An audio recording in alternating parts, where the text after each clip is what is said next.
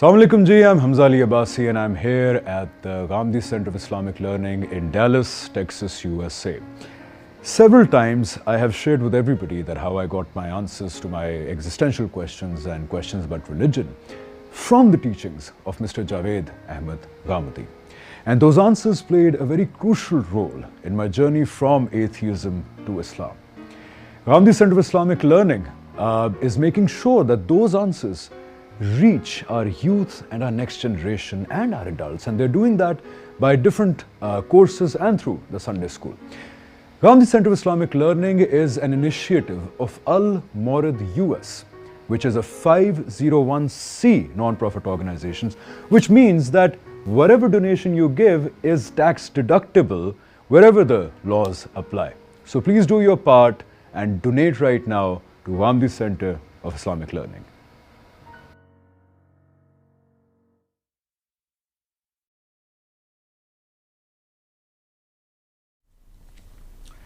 बिस्मिल्लाहिर्रहमानिर्रहीम, अस्सलाम वालेकुम जी। कन्वर्सिंग इस्लाम की एक नई एपिसोड के साथ मैं हमजा अली अब्बासी आपके सामने हाज़िर हूँ और मेरे साथ मौजूद हैं हमारे दोस्त, हमारे भाई, इनसे बहुत सीखने को मिलता है हमें। So please give a warm welcome to Hasan alias भाई। कैसे हैं आप? अल्हम्दुलिल्लाह ठीक ठाक है? खैरियत से हैं? बिल्कुल ठीक ठाक। आज बहुत कॉम्प्रहेंसिव टॉपिक है और उसके बारे में मैं थोड़ा सा ये कहना चाहता हूँ कि देखें, उम्मत खड़ी करने का अल्लाह ताला का मकसद ये था कि उनकी डायरेक्ट इंटरवेंशन इस दुनिया में आई। अपने आखिरी रसूल सल्लल्लाहु अलैहि वसल्लम के थ्रू उन्होंने इंसानियत से कलाम किया। ये कोई छोटी बात नहीं है कि इस कायनात का बनाने वाला परवरदिगार डायरेक्ट वो पर्दा थोड़ा सा चाक किया गया जो हमारे और उस दुनिया के दरमियान है और कलाम किया गया और एक उम्मत खड़ी की गई और उसका मकसद बताया गया। उसका मकसद ये है कि अल्लाह ताला का पैगाम ख़ुद समझना है और आगे दुनिया को पहुंचाना है, उनको समझाने की कोशिश करनी है। ये मकसद है उम्मत खड़ी करने का। मकसद ये नहीं है कि हमने अपने अपने किले बना लेने हैं कि यहाँ हम वहाँ तुम हमारे मज़हब के बारे में कुछ कहोगे तो हम तुम्हारी टांगें तोड़ देंगे, हम तुम्हारा ये कर देंगे। नहीं, हमें तो अल्लाह ने एक और पर्पस दिया है कि जो हमारे मज़हब के ऊपर क्रिटिसाइज़ करते हैं या जो आप सल्लल्लाहु अलैहि वसल्लम की शख्सियत को क्रिटिसाइज़ करते हैं, उनके किसी पहलू को ज़ाती ज़िंदगी की, हमारा एक उम्मत के तौर पे अल्लाह ताला ने क्या फ़र्ज़ बताया कुरान के अंदर, आप सल्लल्लाहु अलैहि वसल्लम ने क्या फ़र्ज़ बताया, वो ये कि उनकी जो क्रिटिसिज्म है, उनके जो डाउट्स हैं, इवन उनकी तरफ से अगर हॉस्टिलिटी भी है तो उसका हमने अक्ली इल्मी जवाब देना है, देते रहना है। वो नहीं सुनते फिर भी देते रहना है और क़यामत तक देते रहना है। ये पर्पस है इस उम्मत का। और इस पर्पस से जितना हम डिविएट करते जाएंगे, जितना हम पैगाम पहुंचाने की बजाय हम मार कुटाई की तरफ जाएंगे, तो याद रखें ये वही तर्ज़ अमल है जो बनी इसराइल का था हज़रत ईसा के वक्त, उससे पहले हज़रत यर्मिया के वक्त, कि वो भी अपना मनसब अपना काम छोड़ के दुनिया से लड़ना चाहते थे। क्यों हसन भाई? ऐसा ही है। तो आज हम डिस्कस करेंगे कि जो वेस्ट है या दुनिया है वो अपने एक अलहदा कल्चरल इर्तिका से गुजरी है। कई चीज़ें जो एक्सेप्टेबल थीं पहले इनके यहाँ भी, मगरब के यहाँ भी, अब वो एक्सेप्टेबल नहीं है। जैसे कि दो नुमाया चीज़ें, एक मर्द की बहुत सारी शादियां करना, अब यहाँ पे एक्सेप्टेबल नहीं है। हमारे यहाँ भी अब आप किसी खातून से कहें कि जी मैं आपसे शादी करूँगा लेकिन मैं 3 और भी करूँगा, तो चांसेस यही हैं कि वो खातून शायद फिर इनकार कर दे। ये एक कल्चरल वैल्यूज़ का डिफरेंस आया है over a long period of time. दूसरा, एक बहुत बड़े शख्स की, उम्र रसीदा शख्स की, किसी अगर अंडर 18 से अंडर 16 बच्ची से शादी होती है तो वो भी अब बेशतर दुनिया के अंदर उसको मायूब चीज़ समझा जाता है। हसन भाई, हमारा रवैया मुसलमानों का बेशतर ये होता है कि हम आगे से हॉस्टाइल हो जाते हैं कि आपने हमारे नबी की ज़ात के ऊपर बात की सल्लल्लाहु अलैहि वसल्लम, आपकी ऐसे की तैसी। हालांकि उल्टा काम करना चाहिए ना, कि उनका एतराज़ सुनना चाहिए, उनके एतराज़ पे पहले ख़ुद भी रिसर्च करनी चाहिए, समझना चाहिए और फिर उनको समझाने की कोशिश करनी चाहिए। ऐसा ही है? बिल्कुल ऐसे ही है, बिल्कुल ऐसे ही। हमजा भाई, बहुत अच्छी आपने बात उठाई और सच्ची बात यह है, मैं ऑनेस्टली अर्ज़ करूं कि मुसलमानों का आलमी सतह पर इस वक्त जो रवैया है, वो रवैया बजाय इसके कि हम मज़हब इस्लाम की उन तालीमात से दुनिया को रोशनास कराएं, उनको बताएं कि इनके पीछे क्या इल्मी अकली फ़िक्री बुनियादें हैं, ताकि वो लोग भी इनको सुने समझें और इस्लाम की तरफ आएँ, हम इसके बजाय उन लोगों के जो डाउट्स हैं, जो शुकूक व शुबहात हैं, ان کو کاؤنٹر کرنے کے بجائے ہم ان کے خلاف اقدامات کرتے ہیں، ہم تحریکیں چلاتے ہیں، ہم کہتے ہیں کہ یہ سوال اٹھایا تو اس سے توہین ہو جائے گی. دیکھیے ہم اگر واضح ہیں کہ ہم صحیح جگہ پر کھڑے ہوئے ہیں تو پھر ہمیں دنیا کی کسی چیز سے ڈرنے کی کوئی ضرورت نہیں ہے. پوری دنیا ایک طرف ہو جائے اور وہ کہے کہ تم لوگوں کا یا تمہارے پیغمبر کا یا تمہارے دین کے اندر یہ خامی ہے اور میں مطمئن ہوں، میری علم اور میرا عقل مطمئن ہے، تو دنیا کی کوئی طاقت مجھے نہیں ہلا سکتی، میرے جذبات کو بھی مجروح نہیں کر سکتی. میرا کام کیا ہے؟ میرا کام یہ ہے کہ میں اس کی جگہ پر جاؤں اور یہ دیکھوں کہ اس کو کیا کوئی بیماری لاحق ہے، کوئی ذہنی اختلال ہے، کوئی یہ مرض نسیان کا مریض ہے، اس کو ہوا کیا ہے، یہ کیوں یہ بات کر رہا ہے. دیکھیے جب تک آپ دوسرے کی پوزیشن نہیں سمجھتے، دوسرے کی جگہ پہ نہیں جاتے، آپ یہ سمجھ نہیں پاتے کہ اس کے اس تردد کے پیچھے پس منظر کیا ہے. ہم لوگ بالعموم جیسے ہی کوئی سوال سامنے آتا ہے ایک دم سے ڈیفینسو ہو جاتے ہیں. حالانکہ ہونا یہ چاہیے ہے کہ ہم لوگ ان لوگوں کو کہیں کہ بہت شکریہ آپ نے سوال اٹھایا، یہ تو ہمارے لیے دعوت پہنچانے کا موقع ہے، انہوں نے سوال اٹھایا. بالکل آپ نے ٹھیک کہا. اور یہ بھی اگر آپ اس پہ بھی روشنی ڈال دیں، اس کے بعد ہم ٹاپک پہ آتے ہیں کہ یہی ہمارا مقصد ہے ایک امت کے طور پہ، کیونکہ ہمیں یہ لگتا ہے کہ امت کے طور پہ ہم نے لڑنا مرنا ہے کسی کے ساتھ. اور جب آپ جیسے میرے جیسے لوگ ویسٹ کے مغرب کے جو سوال ہوتے ہیں یا ڈاؤٹس ہوتے ہیں ان کا جواب دیتے ہیں تو ایک تانا آتا ہے بڑا زور سے کہ اچھا جی اب آپ تو ویسٹ کو خوش کرنے کے لیے اسلام کی باتوں کو آگے پیچھے کر کے ان کو کیوں آپ جواب دے رہے ہیں ایسی کی تیسی ویسٹ کی. آپ اپولوجیٹک ہیں، آپ بزدل ہیں، آپ کیا ان کو لور لور کرتے رہتے ہیں کہ جی وہ سوال پوچھیں تو اچھا جی ہم جواب دیتے ہیں آپ کو. یار یہ رویہ میں بہت حیران ہوتا ہوں اس رویے پہ کہ کام ہی ہمارا یہ اور کیا کام ہے. ہاں دیکھیں اس میں جو نفسیات کار فرما ہے اگر آپ اس کو دیکھیے، ظاہری بات ہے کسی فرد کی نفسیات کی تحلیل تو ہمیں کرنے کا حق نہیں ہے، اس کے پیچھے کیا محرک ہے، لیکن جب آپ معاشرے کا مطالعہ کرتے ہیں، کسی قوم کا مطالعہ کرتے ہیں تو دو چیزیں بہت نمایاں ہو کے سامنے آتی ہیں. پہلی چیز یہ ہے کہ اگر آپ نے کسی اعتراض کا جواب دینا ہے تو اس کے لیے یا تو آپ پر آپ کا جو مقدمہ ہے اس کے حقائق واضح ہونے چاہیے. اگر آپ پر وہ واضح نہیں ہیں تو پھر اس کا مطلب آپ تو اس رستے پہ جا ہی نہیں سکتے کہ آپ کسی کے سوال کا جواب دیں. تو پھر آپ کے پاس ایک ہی چیز ہے اور وہ ہیں آپ کے جذبات. وہ جذبات آپ کے لیے محترم ہیں، آپ کی قوم کے لیے محترم ہے. جس نے سوال اٹھا دیا ہے اگر اس کے لیے محترم ہوتے تو وہ بھی اپنے سوال کو جذبات میں دبا دیتے. ایگزیکٹلی. اور ہر قوم کے لیے، ہر فرد کے لیے ان کے اپنے جذبات جو ہیں وہ بہت امپورٹنٹ ہوتے ہیں. تو وہ کیوں آپ کے صرف جذبات کو جذباتی بیس پہ سمجھ لیں گے.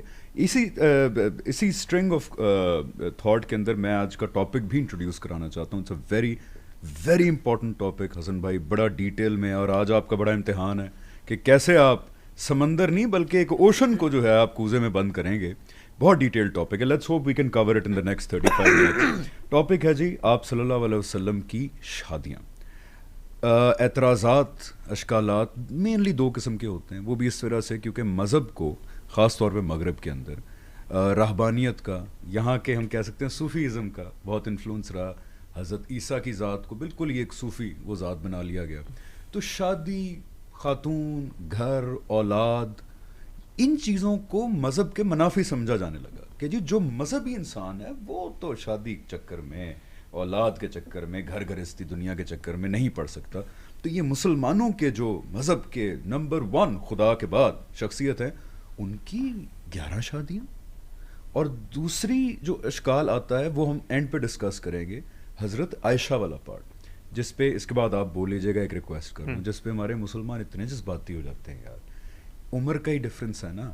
ہماری سائڈ کہتی ہے 16 سے 18 کے تھے، آپ کا ماننا اگر یہ ہے کہ 6 سے 9 ہیں تو بھائی اس پہ جذباتی ہونے والی کون سی بات ہے؟ اس پہ الزام لگانے والی کون سی بات ہے کہ آپ جی گاندھی سینٹر میں بیٹھ کے ویسٹ کو خوش کرنے کے لیے حضرت عائشہ کی ایج چینج کر رہے ہیں؟ یہ نہ کریں. یہ کوئی جنت دوزخ کا مسئلہ نہیں ہے. ہماری تحقیق کو جو ہم آرگیومنٹ دیں گے سن لیں، دیانتداری سے نہیں سمجھ آتا تو خیر ہے، کوئی بات نہیں، اس پہ اپنے وہ توپ خانے ادھر ڈالنے کی ضرورت ہے. سو آج ہی میں بہت امپورٹنٹ چیزیں ڈسکس کریں گے. حسن بھائی without wasting any further time, آپ صلی اللہ علیہ وسلم کی شادی ہوئی حضرت خدیجہ رضی اللہ عنہ سے. جب تک حضرت خدیجہ حیات رہی، آپ صلی اللہ علیہ وسلم کی ایک ہی شادی تھی. آپ صلی اللہ علیہ وسلم غالباً 25 سال کے تھے، حضرت خدیجہ 40 سال کی تھیں. لیکن ایک ہی شادی رہی، آپ کی تمام محبتوں کا، تمام افیکشنز کا مرکز جو ہیں وہ رہی، اینڈ وائس ورسا. ماشاء اللہ business woman, independent woman, powerful woman of that time, very powerful woman. اس کے بعد جب آپ حضرت خدیجہ رضی اللہ عنہا دنیا سے رخصت ہوئیں تو آپ صلی اللہ علیہ وسلم نے مزید 10 شادیاں کی. Cutting the long story short, کیا یہ شادیاں آپ صلی اللہ علیہ وسلم نے اپنی جو خواہش ہے اس کی تکمیل کے لیے کی، یا پھر سٹوری کچھ بالکل ہی علیحدہ ہے جس سے ہمارے زیادہ تر مسلمان علمی طور پہ آشنا ہونا ہی نہیں چاہتے؟ دیکھیے حمزہ بھائی، یہ جو اعتراض ہے، اور یہ اعتراض اب ایسا اعتراض ہے کہ اس کے بارے میں ہم مسلمانوں کو اپنے آپ کو ایجوکیٹ کرنا ہے، کسی کو جواب دیں یا نہ دیں. یہ سوال مغرب سے اٹھا یا شمال سے اٹھا یا جنوب سے اٹھا، جو اس وقت دنیا میں تہذیبی ارتقا ہو چکا ہے، یہ دور ہے عصر حریت، اس میں آزادی کا دور ہے، فریڈم آف ایکسپریشن. آپ کا بچہ آپ سے بات کرے گا، آپ اگرچہ کوفہ کے اندر بیٹھے ہوں، آپ مثال کے طور پہ اسلام آباد میں بیٹھے ہوں، آپ حرم میں بیٹھے ہوں، آپ کا بچہ اس دور میں پیدا ہوا ہے. یہ دور ہے فریڈم آف اسپیچ کا دور، حریت فکر کا دور. اور دوسری چیز کیا ہے، یہ دور ہے عصر استدلال، آرگومنٹ کا دور، ریزن کا دور. یہ وہ دور نہیں ہے کہ جب الناس علی دین ملوکہم، بادشاہوں کے دین پہ مملکتیں چلتی تھیں. اب تو باپ کا فرقہ اور پولیٹیکل پارٹی الگ ہوتی ہے، بچے کی الگ ہوتی ہے. اور الحمدللہ ایسا دور یہ دور آیا ہے. شکر ہے. اس دور میں ہم مغرب کو ایک طرف رکھ دیں، لوگوں کے اعتراضات کو ایک طرف رکھ دیں، اپنی تشفی کے لیے، اپنی انڈرسٹینڈنگ کے لیے ہمیں اگر اپنے بچوں کو اپنے دین پر قائم رکھنا ہے تو ہمیں ان سوالات پر غور کرنا چاہیے. دیکھیے، دین کی جب ہم بات کرتے ہیں نا، تو دین تو شروع ہوتا ہے آدم علیہ السلام سے. لہٰذا جب بھی کسی مسئلے میں آپ کوئی رہنمائی لینا چاہتے ہیں تو اس میں آپ تمام انبیاء کا اسوہ دیکھیں گے. شادی کا مسئلہ زیر بحث ہے، تو شادی کے معاملے میں آپ دیکھیں کہ اللہ تعالیٰ نے جب اس اسکیم کا آغاز کیا تو ایک مرد اور ایک عورت، وَبَثَّ مِنْهُمَا، ان دو سے آگے نسلیں بڑھائیں. تو اگر آپ خدا کی نظر سے دیکھیں تو دنیا میں وہ اسکیم شروع کر رہے ہیں تو اس کے لیے جو آئیڈیل دیا گیا ہے وہ کیا ہے، ایک مرد اور ایک عورت. اور وہ عورت اس مرد کی پسلی سے نہیں نکلی تھی. وہ ایک موضوع ہے، اس پہ بات کریں گے. تو ایک مرد اور ایک عورت، اس سے آغاز ہوتا ہے انبیاء کی روایت کا، جو دنیا میں اللہ تعالیٰ کی ہدایت لے کر، اللہ تعالیٰ کی ہدایت کا وہ سلسلہ وہیں سے شروع ہو گیا، انسانیت کی شروعات. اب آپ یہ دیکھیے کہ شادی انبیاء ہی کی تاریخ میں دیکھ لیں تو میں 2 انبیاء کا آپ کو نام بتاتا ہوں، انہوں نے شادی کی ہی نہیں. سیدنا مسیح نے نہیں کی، سیدہ یحییٰ نے نہیں کی. اب سیدنا یحییٰ ہوں یا سیدنا مسیح ہوں، انہوں نے شادی نہیں کی. اس کا مطلب یہ ہے کہ انبیاء کی تاریخ میں ایک شادی بھی کی گئی، شادیاں نہیں بھی کی گئیں. سیدنا ابراہیم کو دیکھیں تو وہاں پر شادیاں کی گئیں، کیونکہ ایک بچے کو یہاں چھوڑنا ہے، ایک کو وہاں لے کر جانا ہے، اس کی پرورش، پرداخت، نگہداشت کے لیے ضرورت ہے. رسول اللہ کو دیکھتے ہیں تو وہاں پر 11 شادیاں. تو اگر کوئی شخص یہ سوال اٹھاتا ہے کہ یہ جو مذہبی روایت ہے اس کے اندر تو شادیوں کی کثرت کی ترویج کی گئی ہے، تو اس پہلے سوال کو اپنے ذہن میں واضح کر لیں کہ مذہبی روایت میں ایک شادی بھی ہے، نہیں بھی ہے، ایک سے زائد بھی ہیں اور بہت زیادہ بھی. اس کا مطلب کیا ہے؟ اس کا مطلب یہ ہے کہ یہ جو شادیاں ہو رہی ہیں معاشرے میں مذہبی روایت کے علماء میں، تو اس کے پیچھے کوئی پس منظر ہے، کوئی وجہ ہے. مثلا سیدنا مسیح کی مثال لے لیں. سیدنا مسیح کہتے ہیں کہ میری قوم کے اوپر تو عذاب کا کوڑا برسنے کو تیار ہے اور میں شادیاں کر کے گھر بساؤں. بالکل صحیح. تو اس کا مطلب کیا ہوا کہ ایک خارجی ضرورت ہے جس کی وجہ سے آپ نے شادی، ایک ایمرجنسی ہے، ایمرجنسی کی صورتحال کے ساتھ ایک معاملہ ختم ہونے لگا. یعنی دین کے مشن ہی میں ایک ایسا تقاضا پیدا ہو گیا کہ بعض انبیاء نے شادیاں ہی نہیں کی.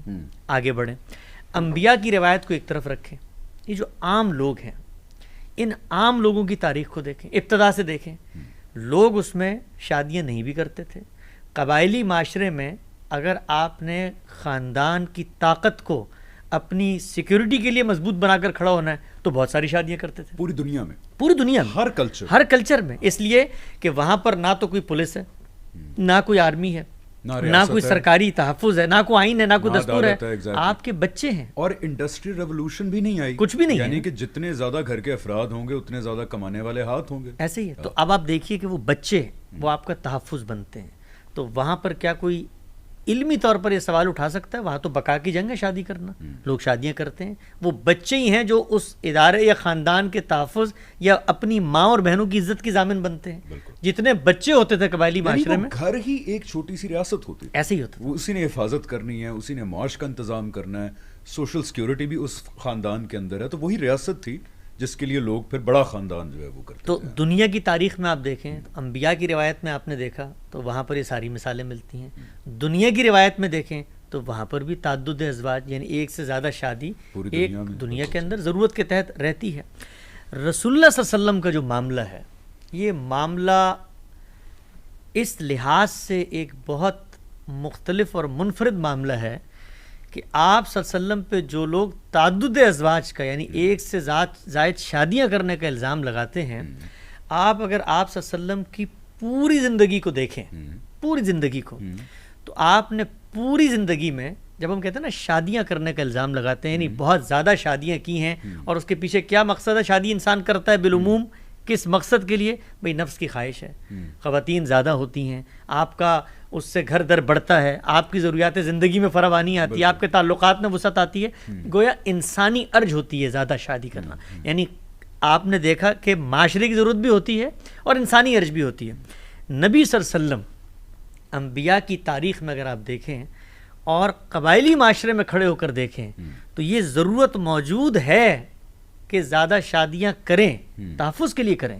اس دور کا عرف ہے، سب کچھ ہونے کے باوجود آپ صلی اللہ علیہ وسلم نے پوری زندگی اپنی خواہش سے صرف اور صرف جو شادی کی ہے، یعنی ایک اپنی بیوی کے رخصت ہو جانے کے بعد وہ ایک شادی ہے.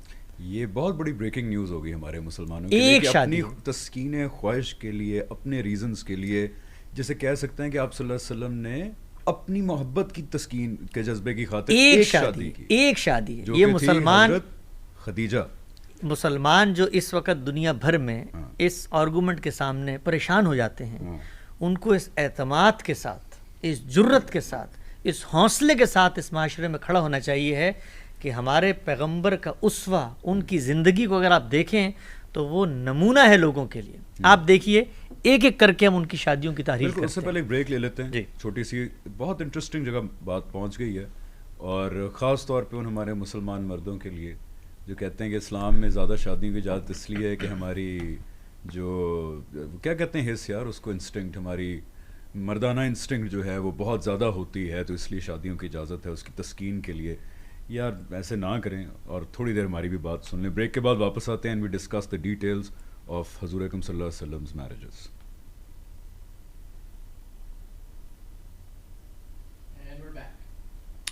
جی ویلکم بیک. بہت امپورٹنٹ ٹاپک ہے جی. حسن بھائی، آپ نے ابھی مسلمانوں کو بریکنگ نیوز دی کہ آپ صلی اللہ علیہ وسلم نے اپنی خواہش کی تکمیل کے لیے ایک شادی کی، حضرت خدیجہ. باقی شادیوں کا معاملہ کیا تھا پھر؟ جی میں تھوڑا سا وقت لوں گا آپ کا، اور میں چاہتا ہوں کہ لوگ کاغذ قلم لے کر پلیز اس چیز پر، اگر اس چیز کو سمجھنا چاہتے ہیں زندگی میں، تو رسالت مآب صلی اللہ علیہ وسلم کی یہ جو ازدواجی زندگی ہے اس کے مطالعے کو ایز اے کیس اسٹڈی لے کر چلیں. بس اگلے 10 منٹ کاپی پینسل لے کے، اب all yours, the floor is all yours. آپ یہ دیکھیے کہ رسول اللہ صلی اللہ علیہ وسلم عرب کے ایک حسین و جمیل نوجوان، ایک بڑے خاندان، ایک بڑے قبیلے کے ایک ایسے ذہین اور فتین آدمی کہ جس سے شادی کی خواہش عرب کی ہر عورت رکھے گی. رسالت مآب صلی اللہ علیہ وسلم نے جب اپنی شادی کا انتخاب کیا تو آپ 25 سال کی عمر کے ہیں، ایک جوان رانا کی عمر 25 سال.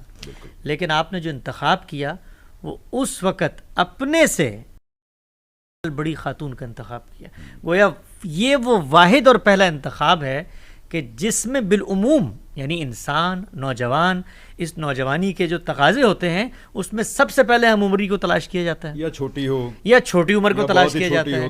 اچھا معاملہ بھی کیا ہوا آپ دیکھیں کہ رسالت مآب صلی اللہ علیہ وسلم نے اپنے اسوہ سے، اپنے عمل سے ایک کاروبار میں شراکت کی ہے، ایک کاروبار میں آپ نے اپنے فرائض انجام دیے ہیں، تو وہ خواہش پیدا ہوئی ہے دوسری طرف سے.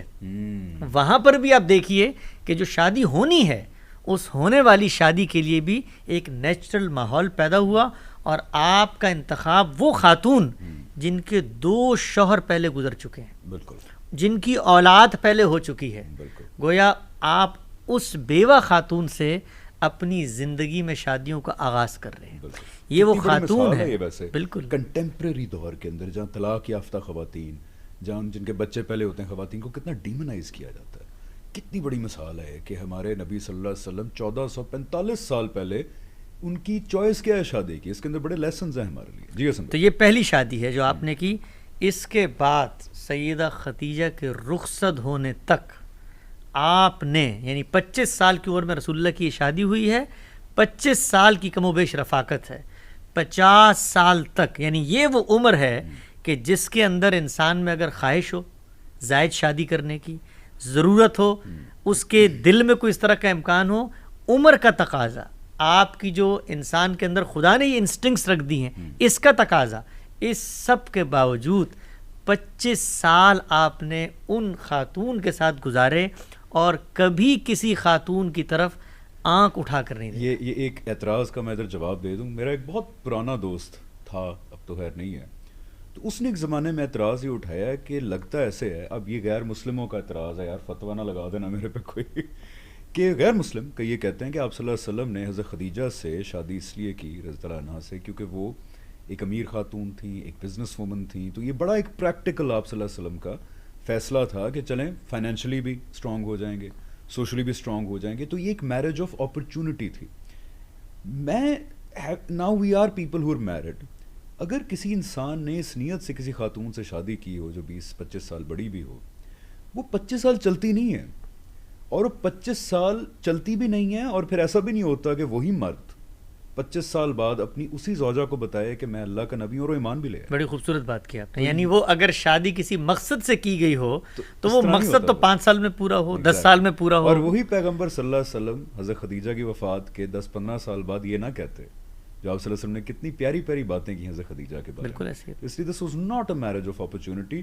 اس کے اپنے ڈائنامکس بتا رہے ہیں کہ it was not a marriage of opportunity. تو یہ پہلی شادی ہے. یہ پہلی شادی ہے کہ جس کے اندر آپ کی 63 سال کی زندگی ہے نا، 90% سمجھے 85% زندگی گزر گئی آپ کی، آپ نے آنکھ اٹھا کر نہیں دیکھا. یعنی 55 کے ہو گئے، 50 سال کے ہو گئے، تقریباً 50 کے ہو گئے. 25 سال کی عمر میں شادی ہوئی تو 25 سال آپ رہے، تو 50 سال کی عمر ہو گئی. آپ نے اپنی جوانی کا پیک گزار لی، پوری زندگی کی بنیادیں گزار لی. 50 سال کی عمر ہے، آپ دیکھیں. بالکل ٹھیک ہے. اور اس پینیکل میں آپ صلی اللہ علیہ وسلم کے پاس اب مال و دولت بھی موجود ہے، سوشل سٹیٹس بھی موجود ہے، لیکن 20 سال جب تک 50 سال کے نہیں ہوتے حضرت خدیجہ کے ساتھ آپ نے شادی اپنی نبھائی. یہ آپ صلی اللہ علیہ وسلم کی رفاقت کا وہ دور ہے جس میں آپ نے شادی کی.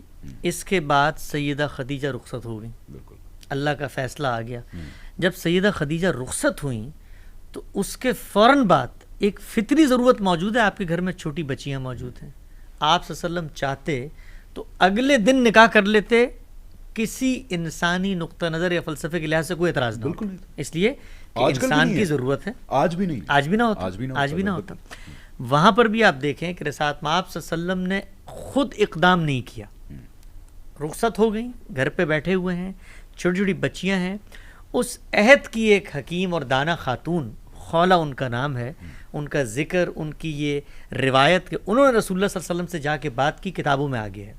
انہوں نے جا کے رسول اللہ صلی اللہ علیہ وسلم سے کہا کہ جب سے خدیجہ رخصت ہوئی ہیں میں یہ دیکھتی ہوں کہ آپ کچھ بجھے سے ہیں.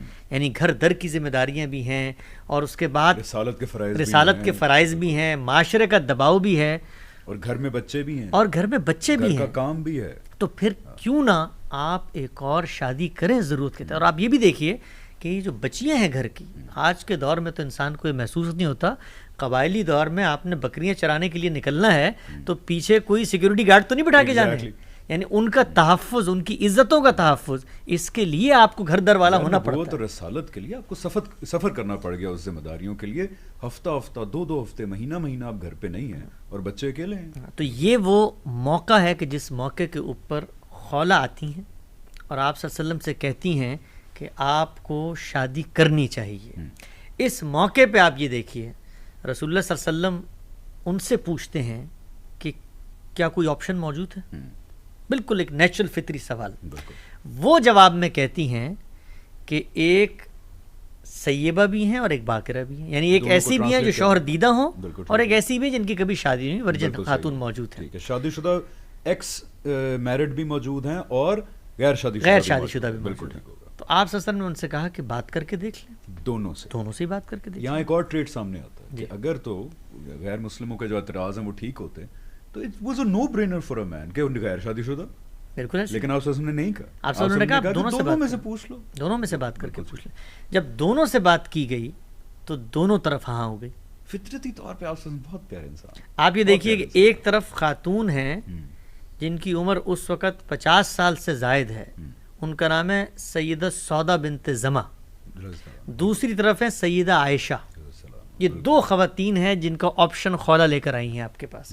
آپ نے کہا بات کر کے دیکھ لو. بالکل صحیح. جب بات کی تو دونوں جگہ قبولیت ہو گئی. بالکل صحیح. اچھا جب دونوں جگہ قبولیت ہو گئی تو اب تو ایک مرد کے پاس یہ امکان موجود ہے نا کہ وہ دونوں کو لے آئے. اچھا دونوں کو نہ لائے تو کم سے کم یہ کر لے کہ جو غیر شادی شدہ ہے اس کا انتخاب کر لے. ینگر آپشن ہے، ان میرڈ آپشن ہے، اٹس اے نو برینر. اگر آپ اور میں بھی ہوتے تو یعنی جس میں انسان خواہش رکھتا ہو شادی کی، اور اگر آپ صلی اللہ علیہ وسلم یہ خواہش کرتے تو یہ غلط نہ ہوتا. بالکل ایسے ہی ہے، لیکن نہیں کی. لیکن نہیں کی. کیا کیا آپ صلی اللہ علیہ وسلم نے؟ آپ صلی اللہ علیہ وسلم نے سیدہ سودا بنت زمع کا انتخاب کیا. بالکل. اور کہا کہ یہ گھر پہ آئیں گی. آپ کا ان سے نکاح ہوا. وہ ایک بوڑھی خاتون تھیں اور وہ گھر پہ آئیں اور آپ صلی اللہ علیہ وسلم کے ساتھ رہیں. لیکن چونکہ آپ دوسری جگہ کہہ چکے تھے اور وہ پیغام بھیجنے کے بعد وہ کیا ڈائنامکس تھے سیدنا عائشہ کی عمر کے اور وہ کیا ہوا اس کو ہم آخر میں زیر بحث لائیں گے. قبول ہو گئی. تو قبولیت کے بعد جب تک سودا بنت زمع گھر پہ رہیں، آپ سیدہ عائشہ کو اپنے گھر پہ اس لیے نہیں لے کر آئے کہ ایک بوڑھی خاتون یہ محسوس نہ کرے کہ میرا التفات ایک نوجوان خاتون کی طرف ہو گیا. ایک سیکنڈ یہاں پہ پاز. اب یہاں پہ جب آپ اسی طرح اپنے غیر مسلم دوستوں کو یا خود بھی سمجھتے ہیں یہ پوائنٹ وہ سمجھائیں گے تو آپ ذرا نبوت اور رسالت والا پہلو ذرا ایک سائڈ پہ رکھتے ہیں. آپ صلی اللہ علیہ وسلم کی فطرت کہ آپ کتنے سلیم الفطرت اور کتنے فطرتی طور پہ خوبصورت انسان تھے کہ اس وقت بھی آپ کے لیے ہیومن فیلنگز سب سے اوپر تھیں، باقی سب نیچے تھا. کہ حضرت سودا رضی اللہ عنہ کی دل آزاری نہ ہو، کچھ نہ ہو، نہیں اب شادی کر لی ہے، اب I can't bring another woman. جی ابھی تک یہ کتنی خوبصورت بات ہے. سو دیٹس وائی ہم آپ سے ریکویسٹ کرتے ہیں کہ علمی طور پہ یہ چیزیں جانیں تو صحیح. آپ کا اسلام جو ہے وہ 100 کلو مزید بڑھ جائے. یعنی آپ دنیا کو یہ بتائیں کہ آغاز کہاں سے ہوا کہ 25 سال کا ایک جوان، 1450 سال پہلے کے ایک عربی نوجوان کی ہم بات کر رہے ہیں، اور وہ اس معاشرے میں کہ جہاں پر شادی کوئی مسئلہ نہیں ہے، یہاں طلاقیں ہوتی تھیں، عدت گزرتی تھی، شادی نہیں، لانڈری مسئلہ نہیں، کچھ مسئلہ نہیں، عورت خرید و فروخت کی چیز ہے. وہ شخص 25 سال کی رفاقت ایک خاتون کے ساتھ، اس کے رخصت ہونے کے بعد ایک دوسری خاتون کے انیشیٹو پر دو آپشنز میں سے جس کا انتخاب کرتا ہے، اس سے دو چار کی طرح بات واضح ہوتی ہے کہ اس کے پیش نظر کوئی نفسانی خواہش، کوئی ایسا انسانی جبلت کی تسکین، اور وہ بھی اگر ہوتی تو میں اور آپ اس کو بھی چیلنج نہ کر پاتے. کرنی چاہیے بھی نہیں. فطرت تھی. بالکل فطرت. آج بھی فطری ہے. یہاں پہ ایک we're gonna take a short break and come back because یہ ایپیسوڈ آج کی بہت امپورٹنٹ ہے. we're gonna take 15 more minutes and be back. So see you in a bit.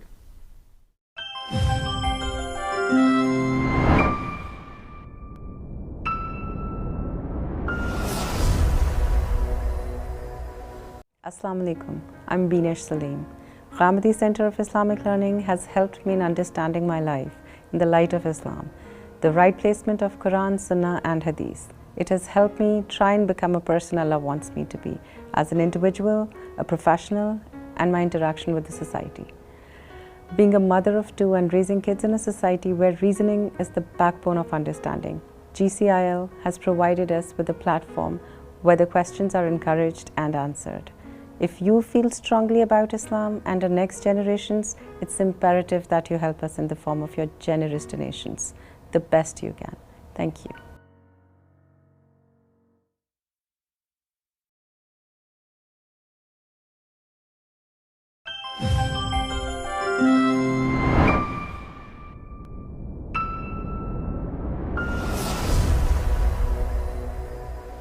G welcome back. Very important programme for yourself and for all of your non Muslim friends یا anybody ہو criticises the personal life of رسول اللہ صلی اللہ علیہ وسلم. حسن بھائی دیکھیے شادی ہو گئی سیدہ خدیجہ سے، وہ رخصت ہو گئیں، آپشنز دو رکھے گئے. آپ صلی اللہ علیہ وسلم نے ایک بوڑھی خاتون کا انتخاب کیا. جب تک وہ موجود ہیں گھر پہ وہ سیدہ عائشہ کو اپنے گھر بھی نہیں لے کر آئے، نکاح ہونے کے باوجود نہیں لے کر آئے، یہاں تک کہ ہجرت ہو گئی. اور نکاح اس لیے وہاں کیا بیکاز دونوں جگہ پیغام قبول ہو چکا تھا. اور اس زمانے میں پیغام قبول ہو اور پھر آپ نہ کر دیں، اور حضرت عائشہ بیٹی بھی کس کی ہیں؟ حضرت ابوبکر کی، آپ کے دوست بھی ہیں. تو یہ اس وقت بہت ایک غلط کام تھا سوشلی کہ پیغام قبول ہو گیا اور پھر نہ کر دیں. پیغام قبول ہو گیا، اور جہاں پر سیدہ عائشہ کا رشتہ ہوا تھا اس کو ہم عمر عائشہ میں زیر بحث لائیں گے کہ ہوا کیا، کہ جب وہ پیغام لے کر گئی سیدنا ابوبکر کے پاس تو آپ نے کہا ان کا تو پہلے ایک جگہ رشتہ ہوا ہے، لیکن جب سے ہم اسلام لائے ہیں وہ لوگ بھی نظریں چرانے لگے ہیں. اب انہوں نے انکار کر دیا، یہاں پر ایک رشتہ آیا ہوا ہے، اس رشتے کی قبولیت ہو گئی ہے، وہاں انکار ہو گیا ہے. تو اب رسول اللہ صلی اللہ علیہ وسلم علم اور عقل کی کوئی کسوٹی ہمیں یہ کہتی ہے کہ آپ کی وجہ سے، ایمان لانے کی وجہ سے، ایک قریبی رفیق کے گھر پہ ایک جوان بچی جس کا وہاں انکار ہو گیا، آپ نے ان کو پیغام بھجوایا اور انہوں نے قبول کر لیا، اور قبول بھی اس وقت کے جب وہاں انکار ہو رہا تھا اسلام کی وجہ سے، اور آپ یہ کہیں کہ نہیں میں تو اس کو نہیں مانتا، میرا تو نکاح ہو گیا. تو یہ اگر رسول اللہ کرتے تو اعتراض کی بات تھی، آپ کا اس کو قبول کرنا تو آپ کی اس حسن اخلاق کا ایک تاریخی نمونہ ہے جو ہم دنیا کو پیش کر سکتے ہیں. مدینے آ گئے تو آنے کے بعد اگر رسالت مآب صلی اللہ علیہ وسلم کو یہ جلدی ہوتی کہ ایک غیر شادی شدہ خاتون وہاں پر نکاح ہوئی بھی بیٹھی ہوئی ہیں تو ہجرت سے پہلے ساتھ لے آتے، چلیں ہجرت کر لی ساتھ لے آتے، چلیں ہجرت کے پہلے سال ساتھ لے آتے. سیدنا ابوبکر حاضر ہوئے ہیں آپ کی خدمت میں، ہجرت کا دوسرا سال ہے، اور کہا کہ یا رسول اللہ یہ آپ کی امانت ہے، یعنی نکاح ہوا ہے، اب تو عائشہ کو قبول فرمائیں، اب تو اپنے گھر پہ آپ لے کر آئیں ان کو. آپ یہ دیکھیے کہ اس وقت رسول اللہ صلی اللہ علیہ وسلم سیدہ سودا بنت زمع کے ساتھ عمر کا ایک حصہ گزار چکے ہیں، بہت اچھا موقع ہے کہ وہ ان کو گھر پہ لے آئیں. لیکن یہاں پر بھی آپ کا یہ احساس کہ ایک بوڑھی خاتون یہ محسوس نہ کرے کہ ایک جوان کو اس کے اوپر میں لے آیا ہوں. پہلے کس سے بات کی؟ سیدہ سودا بنت زمع سے، اور کہا کہ دیکھو یہ معاملہ ہے، نکاح ہوا ہے، یعنی یہاں میں کوئی اپنے انتخاب سے جا کر شادی نہیں کر رہا، کسی کی بچی ہے اور اس کو اب گھر پہ لے کر آنا ہے تو تمہیں اختیار ہے، رہنا چاہتی ہو کہ جانا چاہتی ہو، میں تمہیں آزاد کر سکتا ہوں کہ تم اس بوجھ میں نہ رہو. تو آپ ان کو دیکھیں، انہوں نے کہا یا رسول اللہ میرے لیے اس سے زیادہ فخر کی اور شرف کی اور عزت کی اور تکریم کی کوئی بات نہیں ہے کہ میں قیامت میں آپ کی بیوی بن کے اٹھوں، میرے اب کوئی ضروریات باقی نہیں رہی. عمر کے اس حصے میں تھی، انہوں نے کہا میری تو کوئی اس طرح تو مجھے آپ رکھیں، یعنی میں آپ کی بیوی رہوں گی، آپ عائشہ کو لے آئیں. یہ معاملہ ہے رسول اللہ صلی اللہ علیہ وسلم کی ذاتی زندگی کی شادیوں کا. کتنی شادیاں ہو گئیں اس میں؟ تین ہو گئی. خدیجہ رضی اللہ تعالیٰ عنہ، اس کے بعد سودا بنت زمع اور سیدہ عائشہ. بس یہ کل ازدواجی زندگی ہے جو آپ نے اپنی حیثیت بشری میں، جو آپ کی جو جس کو آپ کہتے ہیں نا انسانی تقاضوں کی صورت میں، وہاں پر شادی کی جوانی کے بعد، یہاں شادی کی بچوں کے لیے، اور اس کی یہ صورتحال آپ کے سامنے آ گئی. اس کے علاوہ اپنی اس بشری حیثیت اور بشری ضروریات کے تحت رسالت مآب صلی اللہ علیہ وسلم نے مسلمان پوری دنیا کو اعتماد سے کہہ سکتے ہیں کہ ایک شادی کوئی نہیں کی. لہٰذا سب سے پہلے اعتراض کرنا ہے کسی انسان کے اوپر تو ان شادیوں پر اعتراض کریں. اب یہ تین شادیاں جو ہیں اس کو ہم نے ریپ اپ کر لیا. اس کے اندر آئی ہوپ کہ آپ کو سارے پہلو جو ہیں وہ سمجھ آ چکے ہوں گے، اسٹارٹنگ فرام آپ صلی اللہ علیہ وسلم 25 ایئرز اولڈ، حضرت خدیجہ، حضرت سودا، حضرت عائشہ رضی اللہ عنہ، اور اب آپ صلی اللہ علیہ وسلم کی عمر ہو چکی ہے تقریباً 55. آپ دیکھیے آپ صلی اللہ علیہ وسلم نے ہجرت کی ہے، ہجرت کے آپ تقریباً کچھ سال کے بعد رخصت ہو گئے ہیں، تو 50-55 سال کی عمر آلریڈی ہو چکی ہے. اب آ گئیں جو آپ صلی اللہ علیہ وسلم کی باقی 8 جو شادیاں تھیں اگلے تقریباً 9-10 سال کے اندر، 8-9 سال کے 8 سال تقریباً ہیں کیا معذرت کہ جس کے اندر آپ صلی اللہ علیہ وسلم نے مزید 8 شادیاں. ابھی آپ کہہ رہے ہیں کہ اپنے لیے بشری حیثیت سے صرف یہ 3 شادی ہیں جن کا معاملہ ہم بتا چکے. یہ معاملہ ان کا بالکل واضح ہے. آگے چلیں. رسول اللہ صلی اللہ علیہ وسلم اللہ کے رسول تھے. رسول جب دنیا میں آتے ہیں اللہ کا ایک مشن لے کے آتے ہیں، اس مشن پر کاربند رہنا، کار فرما رہنا، یہ آپ کی مذہبی ذمہ داری ہے. قرآن مجید نے کہا ہے کہ اگر آپ اس سے پیچھے ہٹے تو فما بلغت رسالہ، اور کہا کہ اس میں کوئی کمی کوتاہی کی تو ہم رگے جان سے کاٹ کے اپنے پاس بلا لیں گے. اتنی سخت اور اتنی بھاری اور اتنی بڑی ذمہ داری، اس کے لیے آپ نے اپنے خاندان کو چھوڑا، اپنے اہل و عیال کو چھوڑا، اپنے علاقے کو چھوڑا، آپ ہجرت کر گئے. اس کے بعد وہ لوگ جن کو آپ نے خدا کی بات پہنچائی تھی آپ کی جان کے در پہ ہو گئے اور جنگ پر اتر آئے. ان جنگوں میں آپ کے ساتھی، آپ کے دوست، آپ کے رشتہ دار وہ شریک ہوئے.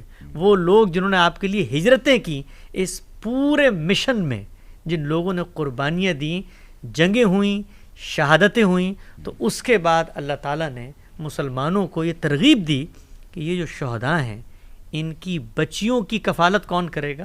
یہ قرآن میں وہ آیت جس کو ہم بدقسمتی سے ہم سمجھتے ہیں 4 شادیوں کی اجازت دے دی ہے، وہ اپیل ہے. اور بڑی ہی ہنگامی صورتحال میں پہلے لکھا ہوا ہے کہ اور یتیموں کا ان کا خیال کرو، اور اگر تمہیں ڈر ہے کہ تم ان یتیموں کا خیال نہیں کر سکتے تو ان کی ماؤں سے شادی کر لو، 1 2 3 یا 4.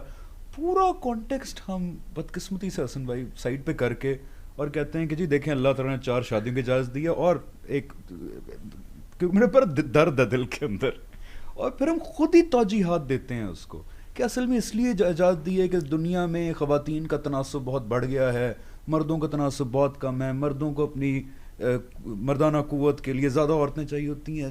I have heard these things so many times.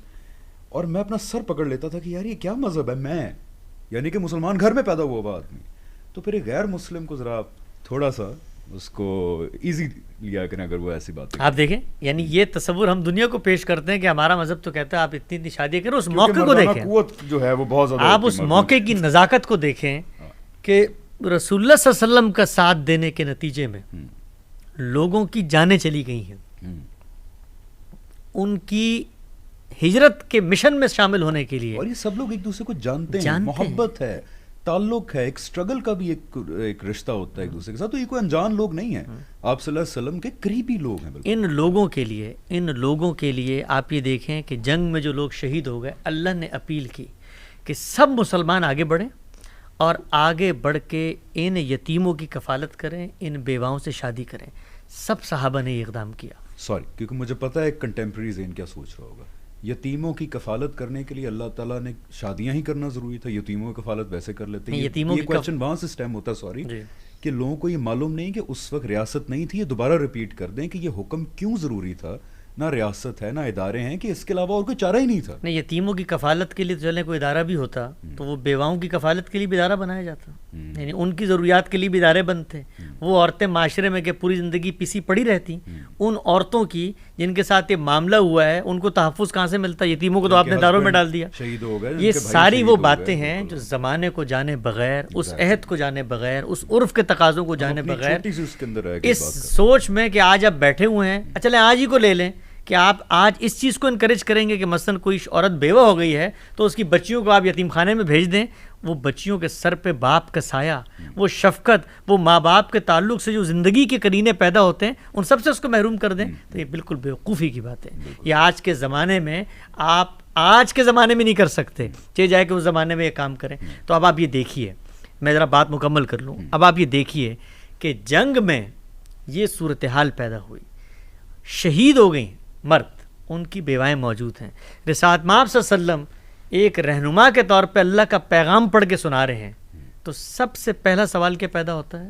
خود عمل کر رہے ہیں، کہ خود عمل کر رہے ہیں کہ نہیں کر رہے. تو آپ صلی اللہ علیہ وسلم نے اس کے بعد یہ جو 3 شادیاں تھیں مزید 3 نکاح کیے، اور اس میں پہلا نکاح حفصہ بنت عمر سے ہے، دوسرا نکاح زینب بنت خزیمہ سے ہے، اور تیسرا نکاح ام سلمہ سے. یہ جو حفصہ بنت عمر ہیں، ان کے شوہر تھے خنیس، یہ بدر میں شہید ہو گئے. یہ سیدنا عمر کی بیٹی ہیں. اس کے بعد زینب بنت خزیمہ، یہ عبیدہ ابن حارثہ کی منکوہا ہیں، وہ بھی شہید ہو گئے بدر میں. تیسری ہیں ام سلمہ، ان کے شوہر بھی احد کے میدان میں زخمی ہوئے. اور اس کے بعد اب آپ یہ دیکھیے کہ یہ وہ خواتین جنہوں نے آپ کے لیے ہجرت کی، جنہوں نے آپ کے مشن کے لیے قربانی دی. میں صرف ایک مثال دیتا ہوں ام سلمہ کی. یہ جو ام سلمہ ہیں، جس وقت ہجرت کا وقت پیش آیا تو یہ ام سلمہ رضی اللہ تعالی عنہا اور ان کے شوہر ابو سلمہ، ان لوگوں نے فیصلہ کیا کہ سلمہ ان کا جو بیٹا ہے اس کے ساتھ ہم ہجرت کریں گے. ہوا کیا؟ ہوا یہ کہ خاندان کے لوگوں نے بچے کو اپنے قبضے میں لے لیا، ماں سے بچے کو اپنے قبضے میں لے لیا، شوہر کی شجاعت اور بہادری دیکھیں کہ بیٹے اور بیوی کو قربان کر کے وہ مدینہ ہجرت کر گئے کہ اللہ کے رسول کے آگے میں نے لبیک کہنا ہے تو بیٹا بھی قربان اور بیوی بھی قربان. ان کو آنے دیتے ہیں تو اللہ لے آئے گا, نہیں تو میں تو جاتا ہوں. آپ پیچھے دیکھیں اس عورت کی حالت کہ اس کی گود سے بچہ لے گئے خاندان والے. تاریخ کی کتابوں میں آتا ہے کہ 8-9 روز تک آپ بال بکھرائے روتی رہتی تھی گلیوں میں مکے کی کہ میرے ساتھ تم لوگوں نے کیا کیا ہے. یہاں تک کہ ان کے خاندان والوں کو, ان کفار کو رحم آیا کہ ہم نے اس عورت پہ کیا ظلم کر دیا ہے. تو آپ یہ دیکھیے کہ پھر جا کر انہوں نے بچہ واپس کیا اور اس عورت کو اس بچے سمیت اونٹ پہ بٹھا دیا اور وہ اکیلی خاتون مکے سے مدینہ ہجرت کر رہی, اکیلی خاتون. تو وہاں پر ایک صحابی ان کو ملتے ہیں, آپ سوچیں ایک صحابی ان کو ملتے ہیں اور وہ کہتے ہیں کہ یہ بچہ اور یہ عورت اکیلی کہاں جا رہی ہو؟ کہ اللہ کے رسول کے حکم پہ ہجرت کرنے چاہ رہی. اللہ اکبر. اور اکیلی صحرا ہے, 300-400 میل کا مکہ اور مدینہ کا ڈسٹنس ہے. مہینہ اکیلی ایک خاتون ایک اونٹ پہ ایک بچے کے ساتھ اس تپتے ہوئے صحرا میں. یہ پہلو ہیں ان شادیوں کے, اس لیے پلیز غور سے سنیں ذرا, بیکاز ہم نے شادیوں کو نا ایک وہ یہ خاتون پہنچی ہیں مدینے.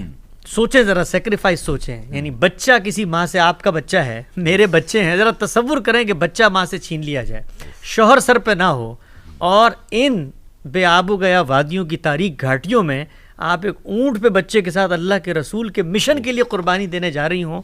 یہ وہ خواتین ہیں کہ ان کے شوہر عہد میں رخصت ہو گئے تو رسول اللہ صلی اللہ علیہ وسلم نے اس درجے قربانی دینے والی خواتین کو کیا وہ اٹھا کے یتیم خانے میں پھینک دیں؟ ان کو عزت دی, ان کو یہ شرف دیا کہ ان کی اس صدمے کو کم کر سکیں, ان کی یہ دلجوئی کی کہ پیغمبر کے گھر پہ آ سکیں. تو یہ آپ کے مشن کے تحت آپ کی شادی ہے. کتنی شادیاں ہو گئی. اس سے مثال بھی قائم کی تاکہ اس وقت ماننے والے ایمان والے بھی, جب آپ صلی اللہ علیہ وسلم نے خود ایک مثال قائم کی تو پھر انہوں نے بھی جوک در جوک ان بیواؤں سے شادی کی اور یتیموں کا مسئلہ حل ہوا. آپ یہ دیکھیے کہ اچھا یہاں پر بھی یہ سب شادی شدہ خواتین ہیں, ان کے شوہر ہیں, ان کے بچے ہیں جو رخصت ہوئے ہیں جنگوں میں, ان کو آپ گھر پہ لے کر آئے. تو 3 آپ کی وہ ابتدائی زندگی کی شادیاں ہیں, وہ تو بالکل الگ ہو گئیں. جو 8 بعد میں ہوئیں ان میں سے 3 یہ ہیں, یعنی زینب, 5 رہ گئی, حفصہ اور ام سلمہ رضی اللہ تعالیٰ. ٹھیک ہے, یہ وہ شادیاں ہیں. ٹوٹل ہو گئی اب 6. اب آپ یہ دیکھیے اس کے بعد کیا ہوا.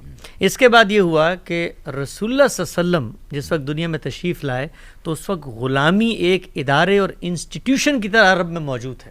اسلام نے آغاز نہیں کیا اس کا, آپ صلی اللہ علیہ وسلم نے تدریج کے ساتھ اس کے خاتمے کے احکامات دیے. قرآن مجید میں کبھی ہم غلامی بات کریں گے, ہم بتائیں گے ڈیٹیل ہے کہ غلامی کیسے ختم کی. اپنے آزاد کردہ غلام زید بن حارثہ, آپ ذرا دیکھیے کہ غلامی کا اسٹیٹس تو آپ بلند کرنا چاہتے تھے, لوگوں کا فکو رقبہ, لیکن رسول اللہ صلی اللہ علیہ وسلم کا اسوہ ملاحظہ کیجئے کہ اپنے آزاد کردہ غلام, آپ بنو ہاشم سے ہیں, عرب کے ایک اوپر کے خاندان سے, ایلیٹ سے, اشرافیہ سے, اپنے آزاد کردہ غلام کی شادی اپنی رشتہ دار, اپنی کزن زینب بنت جہش سے کر دی. یعنی کہ دنیا کو یہ میسج جائے کہ غلامی کے اسٹیٹس کو یوں بلند کیا جاتا ہے. نہ منہ بولا بیٹا, لیکن غلام تھے, ان کو آزاد کیا اور ان کی شادی اپنی کزن سے کر دی, کزن سے شادی کر دی. اب آپ یہ دیکھیے کہ وہ آزاد کردہ غلام جس کو لوگ بالعموم کہتے تھے کہ یہ تو آپ کے بیٹے ہیں, متبنہ, یعنی یہ تو آپ کے منہ بولے بیٹے آپ نے بنایا ہوا تھا, آپ کے گھر پہ رہتے تھے, شادی کر دی. شادی چل نہیں سکی, اس کی سماجی وجوہات.